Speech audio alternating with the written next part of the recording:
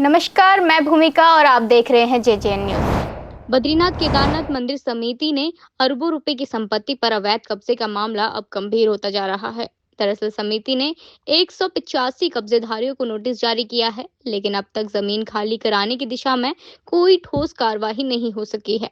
आपको बता दें, समिति के सीईओ सोहन सिंह के मुताबिक कई दुकानों, भवनों और जमीनों पर सालों से नाम मात्र के किराए पर या बिना किराया दिए कब्जा किया गया है। ऐसे में कई मामलों में लीज समाप्त होने के बावजूद संपत्तियां खाली नहीं कराई गई है।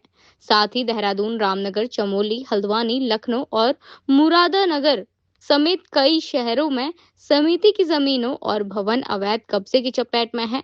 इसमें कुल मिलाकर करीब 3.66 लाख वर्ग मीटर भूमि से जुड़ा विवाद अब भी लंबित है। इतना ही नहीं, चार धाम यात्रा सीजन के बाद मंदिर समिति ने अवैध कब्जों के खिलाफ विशेष अभियान चलाने की तैयारी शुरू कर दी है, जिसमें सीईओ का कहना है कि दान चढ़ावे के साथ साथ मंदिर समिति की संपत्तियां भी लगातार नुकसान झेल रही हैं, जिससे मंदिरों के विकास कार्य प्रभावित हो रहे हैं। आज की इस खबर में बस इतना ही। आगे की तमाम खबरों के लिए जुड़े रहिए जेजेएन न्यूज के साथ।